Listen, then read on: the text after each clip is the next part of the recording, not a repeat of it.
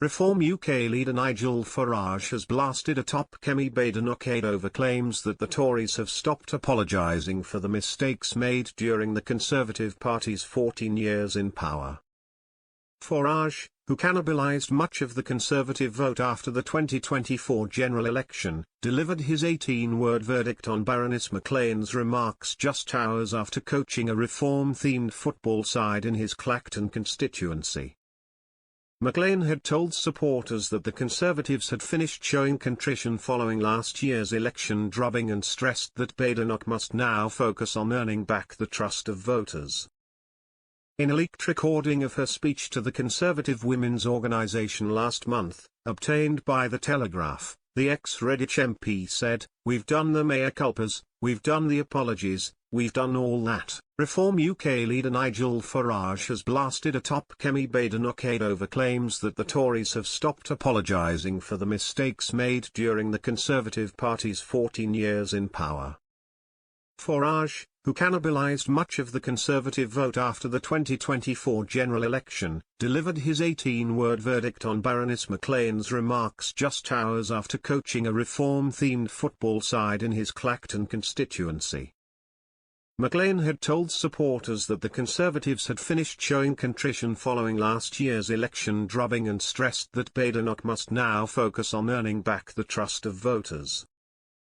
In a leaked recording of her speech to the Conservative women's organisation last month, obtained by The Telegraph, the ex-Redditch MP said, "We've done the mea culpas, we've done the apologies, we've done all that. Now we want to look to the future and have something to give people hope, because we do strongly believe that we are the only party with a coherent set of plans, and we want to rebuild our reputation for competence and trust, and we think that comes from doing this very difficult work now." In a direct response to McLean's remarks, Farage said, "Oh no, they haven't. The Tories must never be forgiven for what they have done to our country." Many Tory MPs have also stressed that it will take at least 2 years for the public to forget the mistakes of the previous Tory governments, pointing to the post-2024 slump in the polls as further evidence. More in Commons Mr P poll showed a drop in Conservative support to just 21%, resulting in the rump of Tory MPs being reduced to just 81. Meanwhile, Reform UK's rise has seen Farage edge ahead in 290 seats on 29% of the vote. Despite McLean's remarks, the leader of the opposition issued an apology to business chiefs just days ago, telling the City AM that the Conservatives were the natural party of business and she was sorry if at any time over the last 14 years we did not seem like that. However, Shadow Chancellor Sir Mel Stride and Home Secretary Chris Philp have been among the top Tories to stop short of apologising for mistakes made between 2010 and 2024.